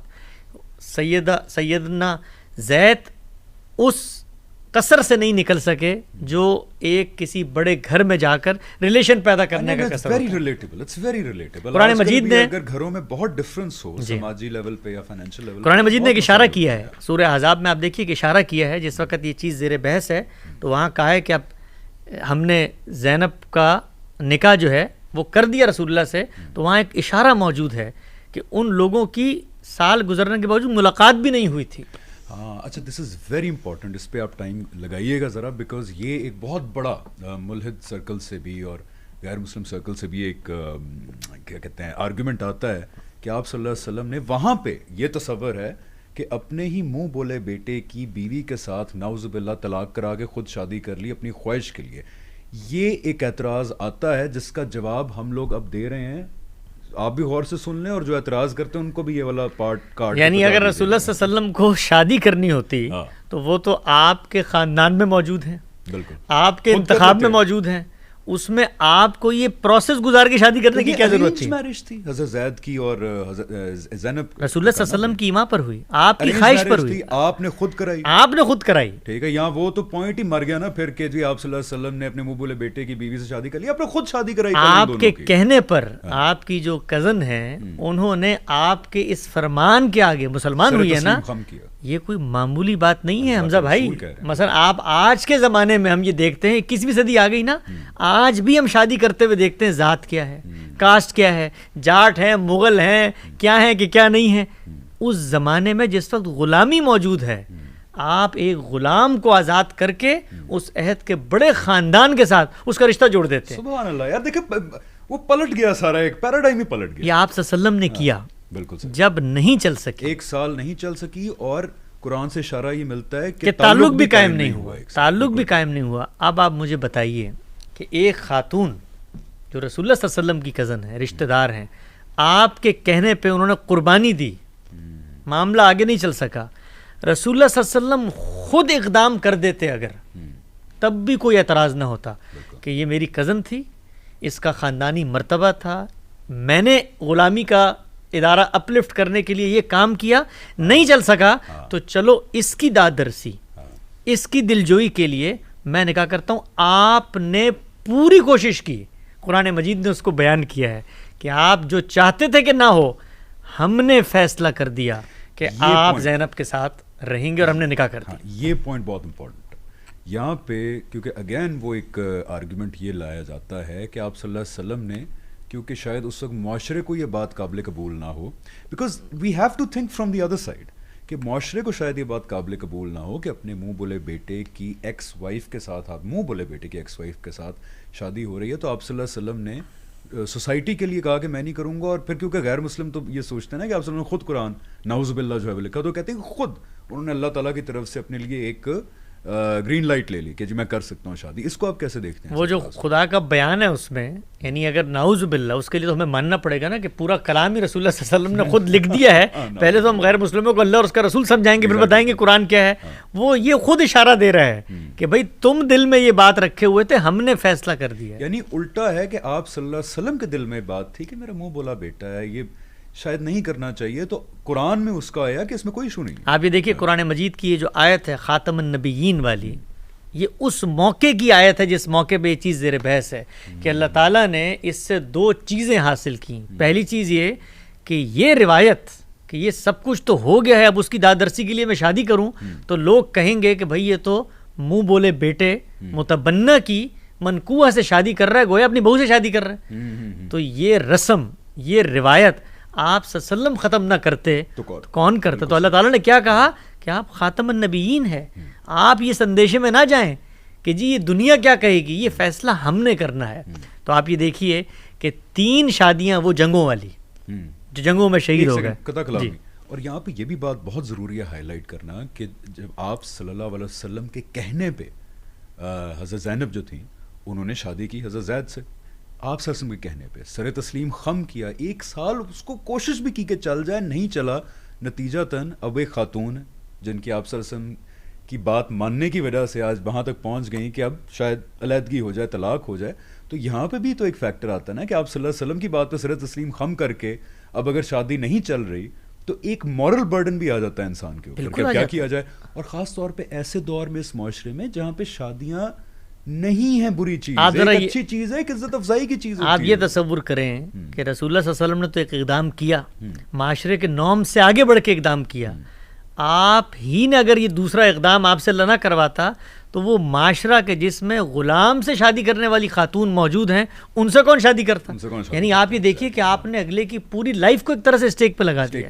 تو اللہ نے کیا کہا؟ اللہ نے کہا کہ یہ فیصلہ ہم نے کرنا ہے, اور اس موقع پر اور یہ فیصلے میں وہ بڑی غلط روایت جو عربوں میں قائم تھی کہ آپ نے منہ سے کسی کو بیٹا بنا لیا ہے, کہا کہ ایسا نہیں ہوتا, یہ فیصلہ ہو گیا. تو اب ہو گئی 4 شادیاں, پیچھے رہ گئیں 4 شادیاں, گویا 8 شادیاں ہیں جو آپ نے اپنی حیثیت بشری کے علاوہ اپنے مشن اور اس کے تحت کی ہے. اس کے بعد ان 4 شادیوں کے بعد اللہ تعالیٰ نے ایک مفصل قانون اور ضابطہ نازل کیا قرآن مجید کی سورہ احزاب کی آیت 50 سے 52 تک، اور وہاں پر یہ بتایا کہ اب آپ کے معاملے میں، کیونکہ آپ ایک خاص مشن کے ساتھ کھڑے ہوئے ہیں، آپ کی خاص ذمہ داریاں ہیں، شادی کا ایک نیا قانون ہم نازل کر رہے ہیں جس کا امت سے کچھ لینا دینا نہیں ہے، اس کے آپ پابند ہیں۔ اس میں 3 پہلو بیان کیے، بہت مختصر بیان کر دیتا ہوں۔ آپ صلی اللہ علیہ وسلم کو یہ کہا گیا کہ اب آپ جنگی اقدام کے نتیجے میں جو خواتین آتی ہیں، عرب میں ہوتا یہ تھا کہ جب جنگ ہوئی اور کوئی خاتون آپ کے پاس آ گئی ہے، جنگ آپ جیت چکے ہیں، تو اب وہ نکاح آپ سے آپ ختم ہو گیا، اس کا مطلب یعنی اس کا نکاح باطل ہو چکا ہے، اب وہ آزاد خاتون ہے۔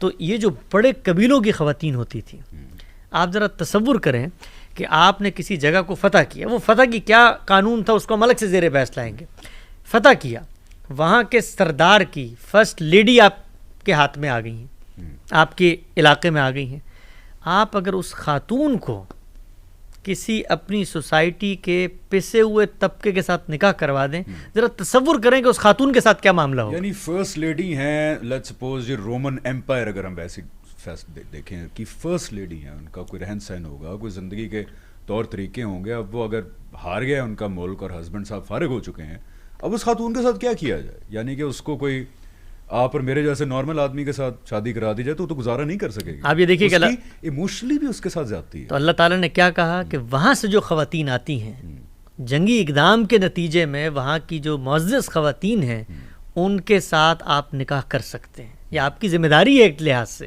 تو آپ صلی اللہ علیہ وسلم نے اس ذمہ داری کے تحت سیدہ جویریہ سے نکاح کیا۔ غزوہ بنی مستلق کے اندر یہ آپ جب غزوہ بنی مستلق ہوا، مسلمانوں کو فتح ہوئی، تو یہ وہاں کے سردار کی بیٹی ہے۔ اچھا، یہاں پہ ایک قطع کلامی معاف کہ ہم ایک بدقسمتی سے، ہم بھی اور غیر مسلم بھی، جب ایک ہی چیز کوئی اور کر رہا ہوتا تو اس کو بڑا آئیڈیلائز کرتے ہیں، جیسے الیگزینڈر دا گریٹ ہیں یا باقی ایسے لوگ ہیں، انہوں نے بھی جو علاقے فتح کیے، ان کی جو نوبل خواتین تھیں ان کی شادی کی الائنس کے پرپسز سے بھی، اور یہ بہت بڑی عزت کی بات ہوتی تھی کہ آپ اپنے دشمن کو عزت سے ٹریٹ کر رہے ہیں، ان کی خواتین سے شادی کی ہے آپ نے، ان کو کوئی مطلب وہ نہیں کیا۔ جب اور لوگ یہ کرتے ہیں تو ہم اس کو بڑی تعریف کرتے ہیں، جی دیکھیں کیسے الیگزینڈر نے اسیمولیٹ کی اپنی ایمپائر کے اندر، افریقہ بھی اس سے شادی کی، فلانا کی، دیکھیں کتنا کہتے ہیں نا انکلوسیو ماحول تھا۔ یار جب ادھر بات آتی ہے تو آپ کہتے ہیں نہیں یہ کیا کیا تھا انہوں نے۔ دیکھیے رسول اللہ صلی اللہ علیہ وسلم اگر چاہتے، یعنی آپ کی خواہش ہوتی تو اپنی خواہش سے تو انہوں نے ایک ہی شادی کی ہے، سیدہ خدیجہ کی۔ تو یہ ساری جو بقیہ شادیاں ہیں، تو جو میں نے آپ سے عرض کیا کہ قرآن مجید نے ایک مفصل قانون بیان کیا اس کے بعد، یعنی 3 ابتدا کی، 4 اس کے بعد، جن میں سے 3 جنگی اقدام کے نتیجے میں شہید ہونے والی بیواؤں سے، اور ایک معاملہ زینب بنت جہش کا، the wife of the conquered, you can say. زینب بنت جہش کا جو آپ کی کزن ہے۔ اور اس کے بعد رسول اللہ صلی اللہ علیہ وسلم کو یہ بتایا گیا کہ آپ کے لیے ضابطہ ہے، اس ضابطے میں 3 پہلو تھے۔ پہلا پہلو کہ جب ان علاقے کے بڑے معزز لوگوں کی کوئی خواتین آتی ہیں تو آپ کر سکتے ہیں نکاح، وہاں سے بھی اقدام ہوگا، ظاہری بات ہے وہ خود آنا چاہیں گی، رسول اللہ صلی اللہ علیہ وسلم قبول فرمائیں گے۔ تو اس سلسلے میں آپ نے سیدہ جویریہ کو قبول فرمایا، سیدہ صفیہ کو قبول فرمایا۔ غزوہ خیبر کے اندر حی بن اخطب وہاں کے سردار، ان کی صاحبزادی ہیں یہ، آپ نے ان کو قبول فرمایا، اور یہ 2 نکاح آپ صلی اللہ علیہ وسلم کے اس زاویے کے تحت ہوئے۔ اس کے بعد اس قاعدے میں رسول اللہ صلی اللہ علیہ وسلم کو اللہ تعالیٰ نے کہا آپ کی پھوپھی ذات، ماموں ذات، چچا ذات، خالہ ذات، وہ خواتین جنہوں نے آپ کے مشن کے لیے قربانیاں دی ہیں، آپ کے خاندان میں آپ کے دست و بازو بنی ہیں، آپ ان خواتین کی دلداری کے لیے بھی ان سے شادی کر سکتے ہیں۔ مثلا اس کے تحت آپ صلی اللہ علیہ وسلم نے سیدہ ام حبیبہ سے شادی کی۔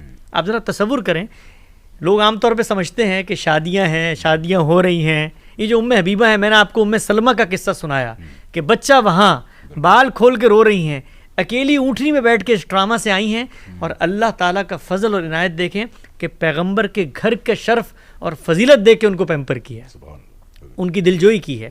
یہ ام حبیبہ جو ہیں رسول اللہ صلی اللہ علیہ وسلم کی کزن ہیں، یہ حبشہ ہجرت کر کے چلی گئی، حبشہ ہجرت کر کے چلی گئی جس وقت مسلمانوں کے لیے مشکل ہو گیا۔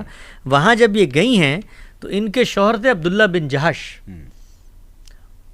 ان کے ساتھ انہوں نے ہجرت کی، دونوں مسلمان تھے۔ عبداللہ بن جہش مرتد ہو گئے، مسیحی ہو گئے، اسلام چھوڑ کے مسیحی ہو گئے۔ آپ ذرا تصور کریں، حبشہ میں ایک عورت رسول اللہ کے خاندان کی عورت، آپ کی کزن، آپ کے مشن کے لیے اپنا گھر در چھوڑ کے جاتی ہے اپنے شوہر کے ساتھ، اور شوہر مرتد ہو جاتا ہے. ذرا تصور کریں اس کے ٹراما کی، اس کے درد کی، اس کی دلجوئی کہ میں نے تو اپنے اس کزن کے لیے، اس کے مشن کے لیے، اس کے دین کے لیے چھوڑ دیا، شہر چھوڑ دیا، شوہر کو لے کر گئی، شوہر نے مجھے چھوڑ دیا. آپ ذرا تصور کریں اس درد کو، اس پین کو. یہ ہیں وہ ام حبیبہ جو رسول اللہ صلی اللہ علیہ وسلم کے رشتہ دار ہیں، ان سے آپ نے شادی کی. اور آخری شادی رسول اللہ صلی اللہ علیہ وسلم کو سورہ احزاب کے اندر یہ قاعدہ بیان کیا کہ اب آپ کو کوئی خاتون جو مسلمانوں میں سے اپنے آپ کو ہبہ کرتی ہے، آتی ہے، آپ سے نسبت کا حصول چاہتی ہے، یعنی قربانیاں دیں. آپ ذرا تصور کریں خواتین کی مینٹیلٹی اور سائیکالوجی کو. آپ دیکھیں کہ وہ خواتین، شوہر رخصت ہو گئے، گھر در میں کچھ نہیں رہا، بچے، یعنی اپنے بھائیوں کو، اپنے بچوں کو جنگوں میں لوگوں نے آخر رسول اللہ کے مشن کے تحت ان کی قربانی دی. وہ خواتین اگر رسول اللہ کا یہ نسبت لینا چاہیں کہ ہم قیامت میں ازواج مطہرات میں اٹھیں، تو رسول اللہ تعالیٰ نے کہا کہ آپ کو اس کی اجازت ہے، لیکن اس کے بعد آپ کوئی نکاح نہیں کر سکتے. آپ پر پابندی ہے، وَلَوْ أَعْجَبَكَ حُسْنُهُنَّ، اگرچہ آپ کو کسی خاتون کا حسن کیوں نہ متاثر کرے. اب مسئلہ ایک ہے کہ اگر آپ صلی اللہ علیہ وسلم خود شادیاں کر رہے ہوتے اور غیر مسلم جو کہتے ہیں نا کہ قرآن بھی نعوذ باللہ، ایک پہلو بس قطع کلامی کے لیے کہ جب یہ قاعدہ نازل ہوا، تو جب یہ قاعدہ نازل ہوا تو جب یہ کہہ دیا کہ اس کے بعد آپ شادیاں نہیں کر سکتے، ساتھ یہ بھی بتا دیا کہ آپ پر ان تمام عورتوں کے ساتھ یکساں تعلق یا جو یکساں انصاف کا تقاضا ہے اس کی پابندی بھی نہیں ہے، اس لیے کہ شادیاں آپ نے تھوڑی کی ہیں، یہ تو اللہ نے اپنے مشن کے تحت جو ذمہ داریاں ڈالی ہیں.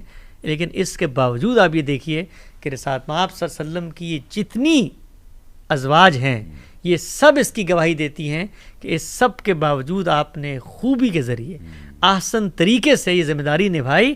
اور یہی ازواج مطہرات ہیں جن کے ذریعے دین کے وہ معاملات جو گھر در کے معاملات ہیں، آپ کا وہ اسوہ جو آپ کی ذاتی زندگی سے متعلق ہے، یہ آپ کی ذاتی زندگی کی رفیق ہیں، حسر و سفر کی امین ہیں، آپ کے رازوں کی امین ہیں، یہ بتاتی ہیں.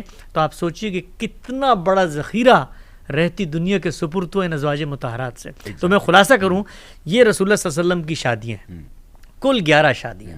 پہلا انتخاب 25 سال کی عمر میں ایک شخص کر رہا ہے اپنے سے، 20-25 سال بڑی عمر کے، 25 سال اس کے ساتھ گزارتا ہے، کبھی شادی آنکھ اٹھا کر نہیں دیکھی، جو عرب میں ایک معروف روایت ہے. اس کے بعد بچیاں گھر پہ بیٹھی ہوئی ہیں، رسول اللہ صلی اللہ علیہ وسلم کا انیشیٹو نہیں ہے، خولہ آتی ہیں اور کہتی ہیں کہ آپ شادی کریں. وہاں بھی 2 انتخاب ہیں، وہاں پر آپ جس کو لے کر آئے وہ ایک بیوہ، ایک بوڑھی خاتون ہے، اس کے بعد ان کی رضامندی سے سیدہ عائشہ کو لے کر آئے. بس یہ آپ کی زندگی ہے. اس کے بعد یہ مشن ہے جس میں 3 شادیاں آپ نے کی ہیں، وہ ان خواتین سے جو جنگوں میں جن کے شوہر شہید ہو گئے.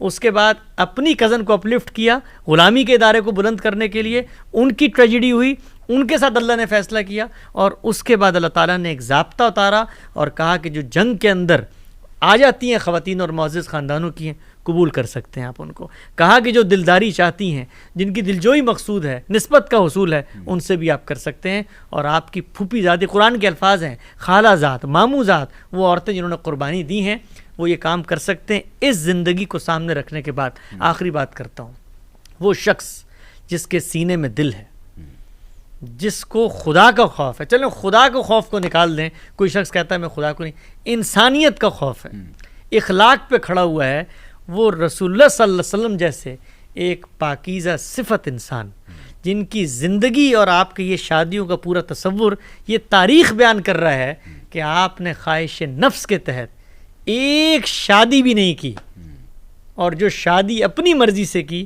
وہ بھی اپنے سے بڑی عمر کے خاتون سے کی. تو جو شخص آپ صلی اللہ علیہ وسلم پہ یہ الزام لگاتا ہے، ان لوگوں کے دل خدا کے خوف سے خالی ہیں. اور ہم مسلمانوں کو یہ چاہیے ہے کہ ہم ان کو بتائیں کہ یہ ہمارے پیغمبر کا اسوہ ہے، اور یہ وہ پیغمبر ہے کہ جس کی ایک ایک شادی کو تم اٹھاؤ اور ثابت کر کے دکھاؤ کہ اس میں انسانی نفس، انسان کی جنسی تقاضوں یا انسان کی خواہش کا کوئی ادنا سا بھی عمل دخل. بلکہ ان کی شادیوں کا جب ہیومن لیول پہ آپ اگر اینالائز کریں تو آپ کو مزید محبت ہو جاتی ہے آپ صلی اللہ علیہ وسلم سے. اینڈ پہ جلدی سے حضرت عائشہ کی عمر،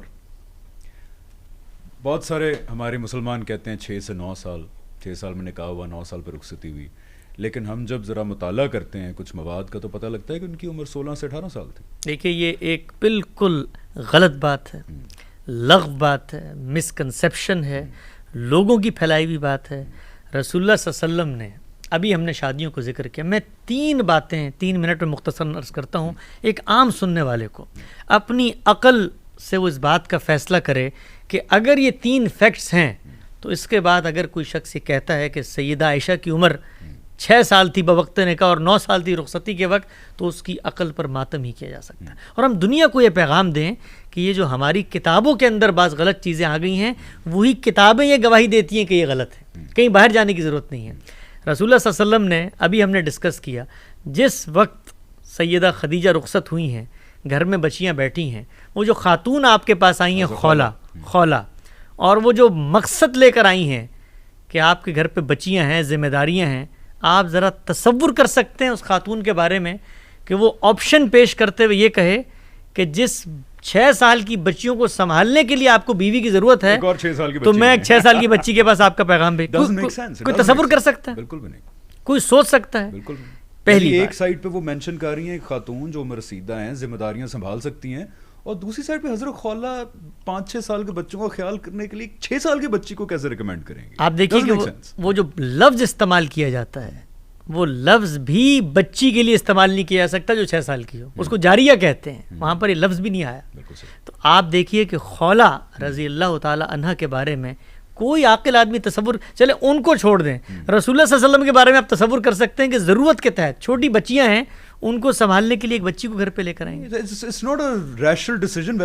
یہ ایک ہی دلیل کافی ہے اس بات کو جاننے کے لیے کہ وہاں صورتحال کیا تھی. 2 مختصر باتیں اور کر دیتا ہوں، یہ آپ کے سامنے تاریخ کا لٹریچر ہے. سیدہ عائشہ کی بڑی بہن ہے اسما رضی اللہ تعالی عنہا، دنیا سے رخصت ہوئی ہیں 100 سال کی عمر میں، تاریخ کی کتابوں میں لکھا ہوا ہے. اور رخصتی کا سال ہے 73 ہجری. 73 ہجری میں رخصت ہوئی ہیں دنیا سے، 100 سال عمر تھی. اس کا مطلب ہجرت کے وقت آپ کی عمر 27 سال ہونی چاہیے. 27 سال ہونی چاہیے نا، کیونکہ اگر 27 سال ہونی چاہیے ہجرت کے وقت، جس وقت ہجرت ہوئی ہے. 10 سال بڑی ہیں یہ سیدہ عائشہ سے. تو اگر بڑی بہن 27 سال کی ہے تو چھوٹی بہن کو کتنے سال کا ہونا چاہیے؟ 17 سال کا. چلیے کوئی شخص یہ کہتا ہے کہ یہ بات بھی میری عقل نہیں مانتی ہے، حالانکہ ہماری کتابوں نہیں، میں کہتا ہوں ہماری ہی تاریخ، یہ کتابوں میں، انہی حدیث کی کتابوں میں لکھی ہوئی بھی مینشنڈ ہے، اس میں سب مینشنڈ. کوئی شخص کہتا ہے میں اس کو بھی نہیں مانتا. چلیے آگے بڑھ جاتے ہیں. سیدنا ابوبکر یہ بتا رہے ہیں ہجرت سے پہلے آپ نے حبشہ میں ہجرت کا قصد کیا، سیدنا ابوبکر نے، اور آپ کہتے ہیں کہ میں اس وقت متم کے اس گھر میں گیا کہ جس کے بیٹے سے بات طے ہوئی تھی عائشہ کی کہ بھائی اس کی شادی کرنی ہے تو کر دو ورنہ ہم تو ہجرت کرنے جا رہے ہیں. ہجرت سے 8 سال پہلے. تو اگر سیدہ عائشہ کی عمر پیدا بھی نہیں ہوئی ہوں گی، یعنی سیدہ عائشہ کی عمر اگر بوقت نکاح 9 سال تھی تو اس کا مطلب نعوذ باللہ یہ کوئی عقل باور کرتی کہ 1 سال کی بیٹی کے لیے میں رشتہ مانگنے جا رہا ہوں کہ اس کو رخصت کر کے لے جاؤ کیونکہ میں نے گھر لے کے جانا. تو یہ جو نقطہ نظر ہے یہ لغویت پہ مبنی ہے. اس کو علم اور عقل اٹھا کر پھینک دیتے ہیں. تاریخی حقائق اس کے برخلاف ہیں، عملی تصورات اور مثالیں اس کے خلاف ہیں، جو تقاضے ہیں شادی کے وہ اس کے خلاف ہیں، تاریخ اور ہسٹری کے مسلمہ ریکارڈ اس کے خلاف ہیں. یہ تصور بدقسمتی سے مسلمانوں کے ہاں پیدا ہوا کہ جس وقت کچھ کتابوں میں یہ لکھ دیا گیا کہ آپ کی عمر 9 سال تھی. کیوں لکھا گیا اس کا تجزیہ بہت سارے اہل علم نے کیا ہے، آپ ان کی کتابیں پڑھ سکتے ہیں. حکیم نیاز احمد ہیں، حبیب الرحمن کاندلوی ہیں، انہوں نے بتایا کہ عربی زبان کے اندر یہ ہو جاتا ہے کہ آپ پورا جملہ بتانے کے بجائے 19 کہنے کے بجائے 9 کہہ دیں. اس طرح ہمارے بھی زبان میں جو ہے نا چوتھی کا چاند ہے اور 14ویں کا ہو تو 1 آپ حذف کر دیتے ہیں. بات وہاں سے نکلی تھی اور کہاں پہنچ گئی. اور سنیے قسمت ہم مسلمانوں پہ کہ ہم دنیا کو یہ باور کرا رہے ہیں کہ نہیں یہی معاملہ تھا، جبکہ وہ تاریخی ریکارڈ اس بات کے حق میں ہے کہ معاملہ یہ نہیں تھا. اور ہم دیکھنے کے لیے بھی تیار نہیں ہوتے، اس پہ جذباتی ہو جاتے ہیں. حسن بھائی تھینک یو سو مچ. آج ہم نے لمبا پروگرام کیا لیکن یہ بہت ضروری تھا کہ اس کو ایک ہی گو میں آپ کے سامنے پریزنٹ کیا جائے. اور آخر میں بس اتنی ریکویسٹ ہے، ہمارے آج کے لوگ جو تھوڑے عقل مند ہیں، شعور رکھتے ہیں، آپ کو چیزیں ان کے ہی پوائنٹ آف ویو سے دیکھنی چاہیے جس زمانے کے لوگ تھے. یعنی فار ایگزامپل ایک زمانے میں بھاری بھرکم مسکولر مرد بڑا ریش قسم کا اس کو بڑا آئیڈیلائز کیا جاتا تھا. انڈسٹریل ایج نہیں تھی, حفاظت آپ کی جسمانی قوت سے ہی ہو سکتی تھی, بندوق نہیں تھی, پسٹلز نہیں تھے, تو بھاری بھرکم مردوں کو مینلی. آج وہ دور نہیں ہے. آج اوصاف دیکھے جاتے ہیں, بندہ اچھا ہے, انٹیلیجنٹ ہے, نہیں ہے. وہ مینلی پاور فزیکل کا اسپیکٹ ختم ہو گیا بیکاز انڈسٹریل ریولوشن ہے, بندوقیں آ گئی ہیں. آج کا زاویہ فرق ہے, پہلے کا زاویہ فرق تھا. پہلے لوگ جو بھاری بھرکم مرد کو آئیڈیلائز کرتے تھے ہونا چاہیے, وہ ٹھیک تھے اس زمانے میں, اس زمانے میں بالکل ٹھیک تھے. آج شاید ٹھیک نہیں ہوں گے. اس لیے when you look at the marriages of the prophet یا اینی تھنگ پرانے ٹائم سے, تو عقل دانش یہ تقاضا کرتی ہے کہ ان کے پوائنٹ آف ویو سے اس سے چیزیں دیکھیں. اس وقت یہ دنیا نہیں تھی جو آج کل ہے, اس وقت وہ لوگ ٹھیک تھے. آج اگر ہم ان سے ڈفرینٹ کچھ انٹرپریٹ کریں, آج ہم بھی ٹھیک ہیں, زمانہ کا ڈفرینس ہے بیچ میں. آئی ہوپ کہ آج آپ کو مدد ہوئی ہوگی. اس بڑے زبردست اسپیکٹ پہ ہم نے روشنی ڈالی آپ صلی اللہ علیہ وسلم کی شادیوں کے اوپر. خود بھی سمجھیے, اور اب یہ پروگرام دیکھنے کے بعد جو آپ کے مسلمان غیر مسلم دوست ہیں یا مسلمان دوست ہیں جو اعتراض اٹھاتے ہیں, آئی ہوپ کہ آپ لوگ ایک بہت زبردست پوزیشن میں آگے ہوں گے, provided that you watch this programme very carefully. Thank you very much. See you in the next episode. اللہ حافظ. Assalamu alaikum. My name is Sarvat Ansari. I'm a member of the Education Committee here at the Ghamdi Center of Islamic Learning. We live in a society where reasoning is an integral part of any educated discourse. I believe that it's important to introduce Islam to our future generations in a way that they feel comfortable reasoning through it. I have found the Ghamdi Center of Islamic Learning to be a very friendly and non-judgmental environment where questions are not only accepted and answered, they're actually embraced and encouraged. I have found it to be the perfect forum through which I have been able to resolve the discrepancies between what I was taught and what I understood. I know that the sheer amount of programs and activities the center organizes is phenomenal. Right now, however, the organization is run mostly by volunteers and through donations. In order to see the center sustain and expand their programs, it's important that we commit a portion of our finances to the Ghamdi Center of Islamic Learning.